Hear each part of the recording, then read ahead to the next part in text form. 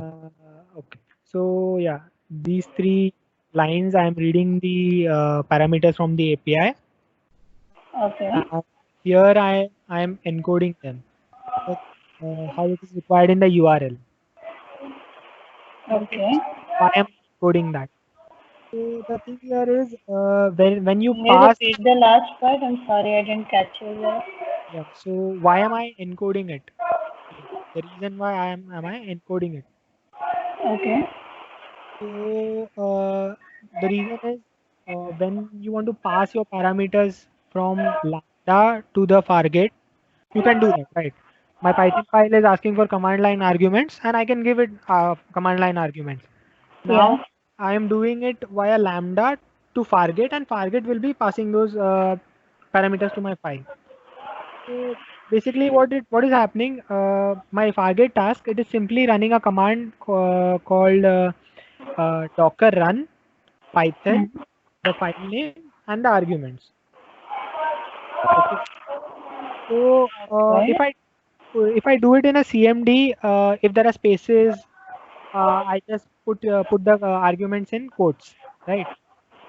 I didn't actually understand this whole part that you said here about the passing parameters thing or whatever. Okay.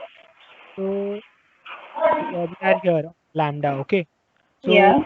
we are going to pass some parameters, that the four parameters that are there in my Python file, to the ECS cluster, which is going to call the Fargate task. We Okay. are going to pass parameters to the ECS cluster. That has the Fargate task. And these parameters are going to be what specific data we require from web scraping or something like that?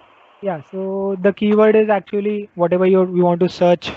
That is, we are searching in the Python file. We are searching for therapists that are present Okay. in Los Angeles, LA, Yeah. and the limit is how many pages you want to scrape, and the name is the unique name that the user will give for saving into the database.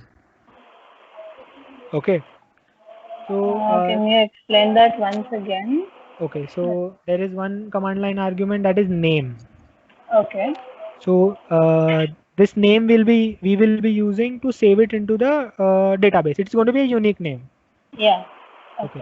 Okay. The keyword argument is actually what you want to search. So we are searching for therapists, or maybe you are Yeah. searching for doctors, or maybe searching Yeah. for some other service. Okay. So that is my keyword. The city Hmm. is, where are you searching? So I'm searching in Los Angeles, LA.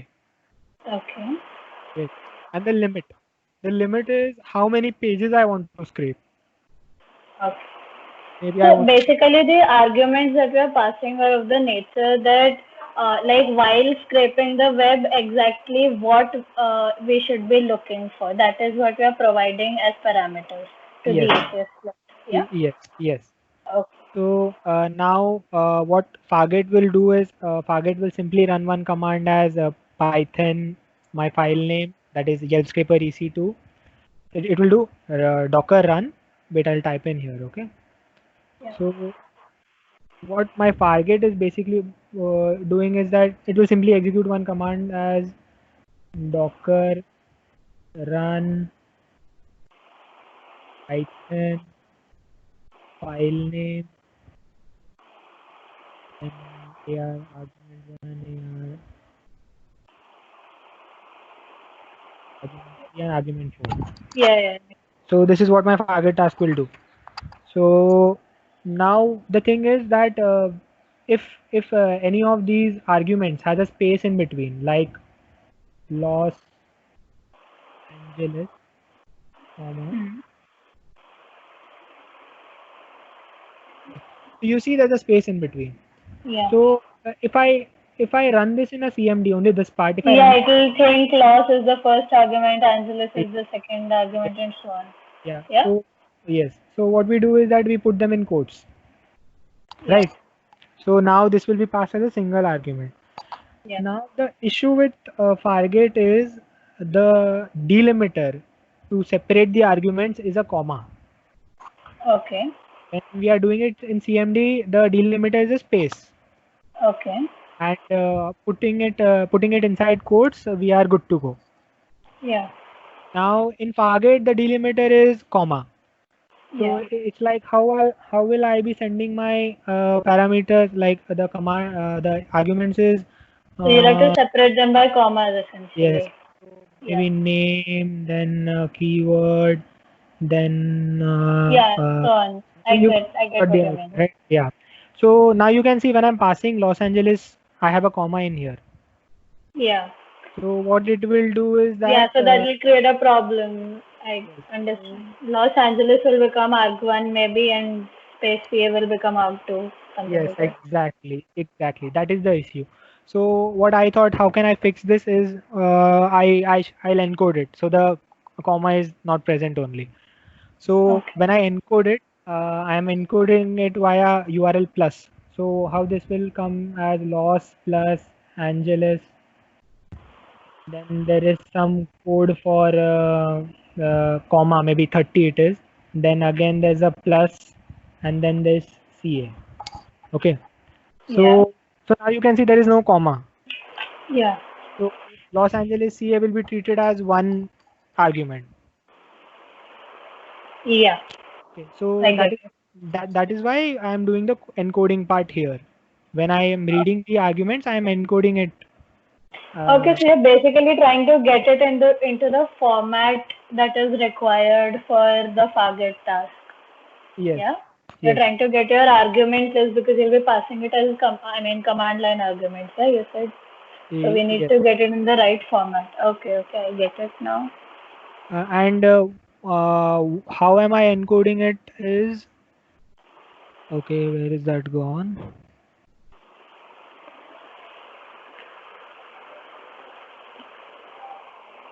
Okay, yes, see, you can see this line URL is equal to this.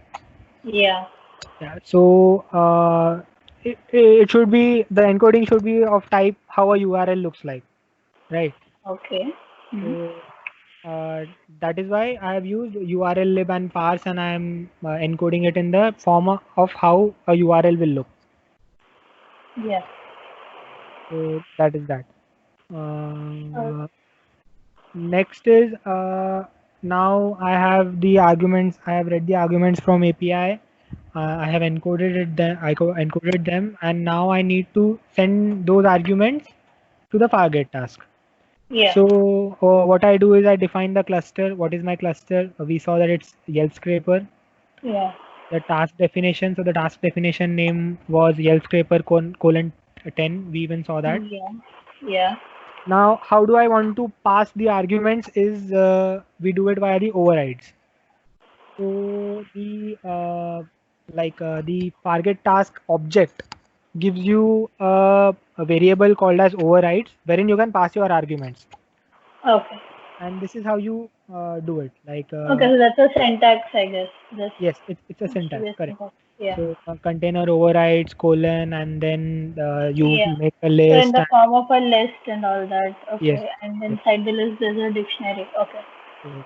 And Cool. in the command keyword, you set your whatever parameters you're sending. Okay. Okay. And then the next is creating a Fargate task object. So you do it via Boto3. This is a library, and then dot client, and I'm creating an ECS client. That is why ECS is there here. Mm-hmm. And then this client has one function called an attribute called as run task, a function, a method. Yeah. So in that run method, I define my cluster name, I define my task definition name, I define the override variables, I define the launch type as Fargate. So I told you earlier there are two ways, one is EC2 and one is Fargate, and we are using Fargate. Okay, so what you've done above is make a class or something. So we have a class and a class object. Is that the thing? Yeah, there is already a class present. I am just creating an object of it. Okay. So like Okay. Boto3.client given ECS is creating an ECS object. Okay, so the class is already present. You're just making an object. Yes, yes. So And can you just scroll up a little? What we had done just above, just above. this, Okay, we had just defined the actual values already. yes, yes. So that object has now a method called as run task. that will initiate our Fargate task. And these are all the parameters of the function. So launch type, then platform version, in network configurations, this stuff. And the count and started by Lambda, since we are starting it through Lambda. Okay, so this will create an ECS object. It will call the run task function, and it will trigger the Fargate task. Okay. Which one exactly? I mean, you made this object after that. Yes. Okay. So this part, what is it going to do? It's going to trigger your Fargate task in simple words. Okay. Okay. Fine. Cool. Okay. So after this, the Lambda will close because its function is done. Its function was to trigger Fargate task. That is done.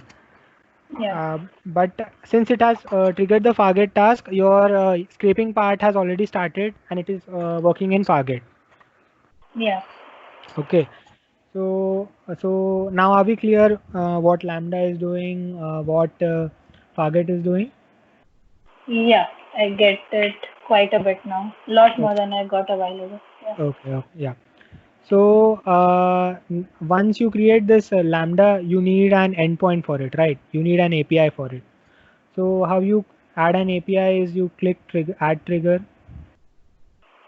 Then what kind of trigger you want. So what kind of trigger is I mean probably there are triggers like when you upload a file to S3. S3 is another Amazon service. You want this Lambda to execute, or maybe a CloudWatch event, like something happens, the CloudWatch catches it. Maybe it catches that this particular program failed, and then you want to execute this Lambda function. So for us, none of this is required. For us, we are simply going to use the API gateway. So our trigger We is are basically now trying to decide when Lambda should trigger my Fargate task. Yes? Or am no, I trying to figure out when to stop the task?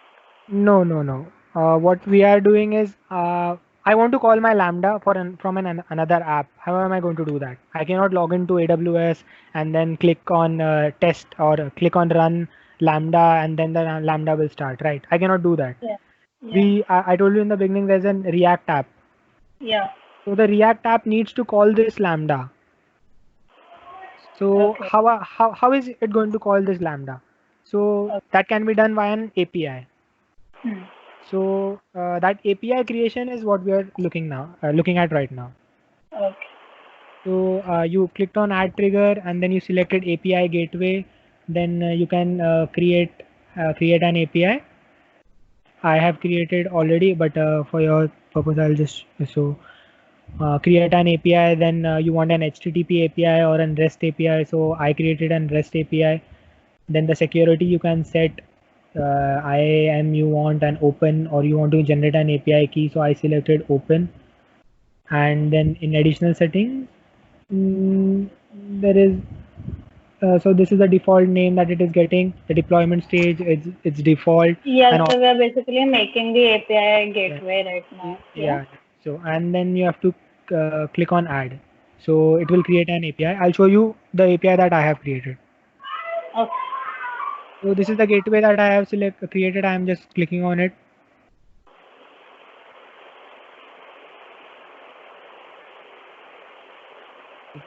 So this is the one. Okay.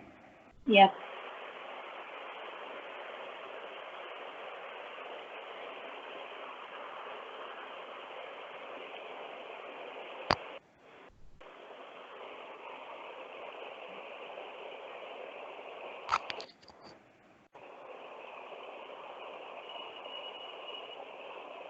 Yeah, so this is if you want to configure the API after it has been generated.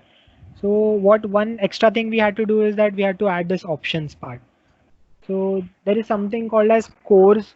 It's kind of an authenticity, you can say, that if some other app is calling me, there is a possibility that my API would be restricted. I need to give it access. So Can you explain this whole last part again? I'm really sorry I didn't catch no, it's fine. It's it. fine. So we And have this. also, how did we end up on this page? I kind of forgot. Uh, it's simple. You click on this API gateway.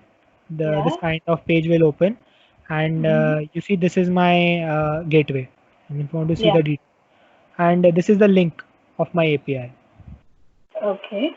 So basically, I'll be sharing this link with the person who has created the React API, and in that he'll be calling this API, passing additional parameters to this. So how did I get there is I click on this lambda underscore Fargate API. You see, so it will open a new page. What you have to do here is click on action and then enable CORS, CORS. So it will add this options thing. When you will create the API, it's going to be only any. Only this function will be there, any. Okay. So what is this any is that there are different protocols. Okay, so there's put, there's post, there's get. So all these are different kinds of protocols how you can call the API or how you can access the API. So mentioning it as any, it will allow any kind of request.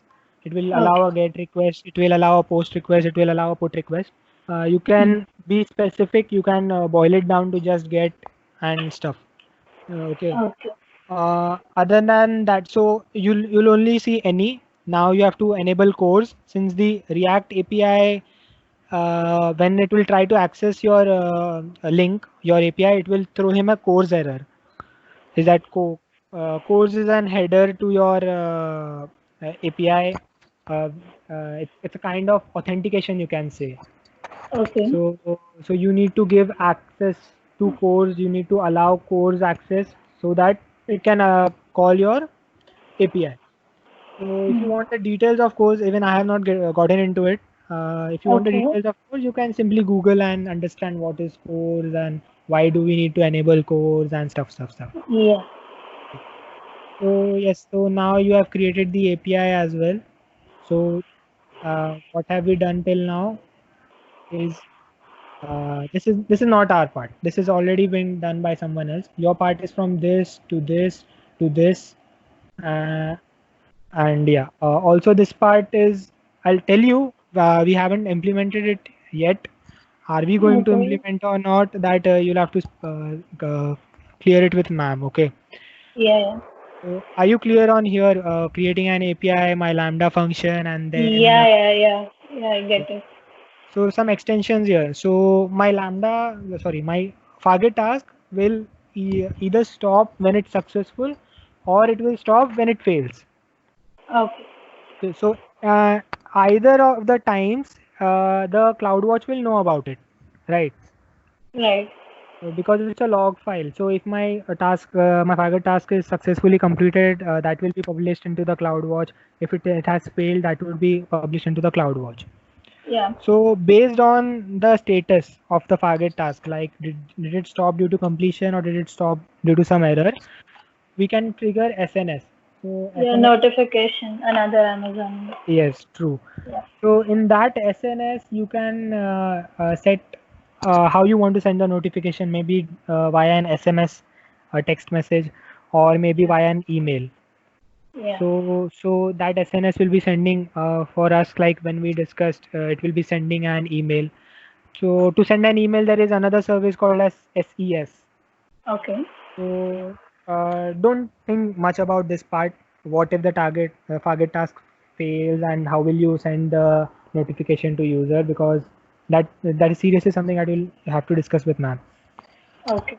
So yes, and you see a Mongo thing here. So inside the Python file, after all the information is collected, I am saving it to Mongo. So you can see this line. Okay. So once the scraping is successful and whatever data we wanted has been taken, it will get stored into this MongoDB Atlas thing. Yes. Yeah. Very correct. And you can see another line here that it's writing the status. You can see update status equal to scraping started, and name of LinkedIn scraper, user and limit and user and all those stuff. So the code that you have right now, it does not have this functionality. Okay. I have the files with me. I'll git clone it, and then you can view that. No, So but like conceptually, what's happening here? Why is the Lambda sending an update? I mean, how is that working? Lambda will send an update status to the database, and what yes, gets stored in? I'll show you that. So after you have access to MongoDB, you'll actually be able to look into the database.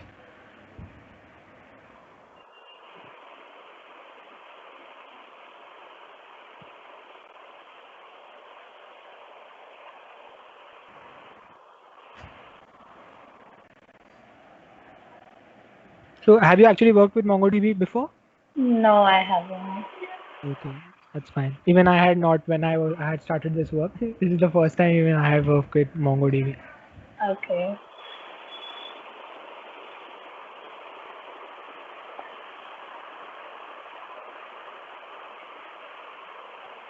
Okay, have you ever worked with SQL, MySQL and stuff, Oracle or Yeah, anything? MySQL I've done. MySQL Okay. I've worked with. So yeah, so in how is it in MySQL that you create a database and that database has a number of tables Yeah, yeah, and yeah. that table has a lot many columns and many rows. Yeah. So for MongoDB, it goes like this. I have a database.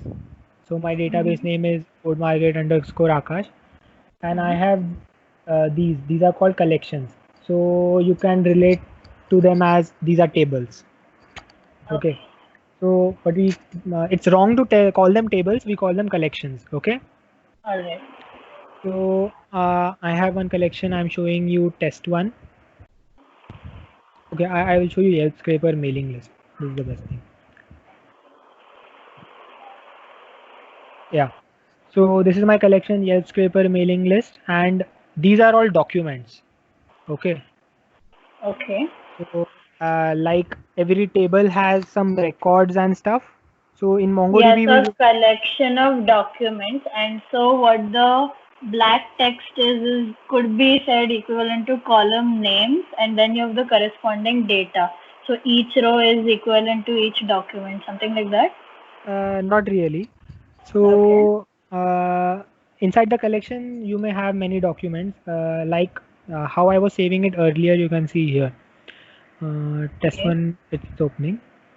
You Mm-hmm. see, there's business name, there's site URL, and there's email address. Mm-hmm. So, in terms of columns and records, business name is my column, US site URL is my column, and email address is my Yeah. column. Yeah. And these different documents, they are looking like my rows. Yeah. Exactly. That's what I was saying. Yeah. So yes, Okay. the, the way we I have saved in this collection, it is similar to what SQL has and what you are talking about. Yeah. Okay, but And it's, however, it's necessary, I guess, that in each collection, the four types of data entry that you have are constant in each particular document. Yeah, I mean, example, like if we have ID, business name, site URL, and email address in the first document, then that's what it has to be in all the consequent documents. see that is the catch. It is not necessary. My different document can have something different saved in it. Oh, okay, okay, Since it is not structures, this is unstructured. MongoDB is unstructured. In okay, in okay. SQL, yes, that is necessary. That if there are four columns, I need to upload data pertaining to those four columns only. Yeah, That is what we call as structured, right? yeah. So this is how initially I had saved it, but Mhm. how we actually want it. It's loading. Just a second.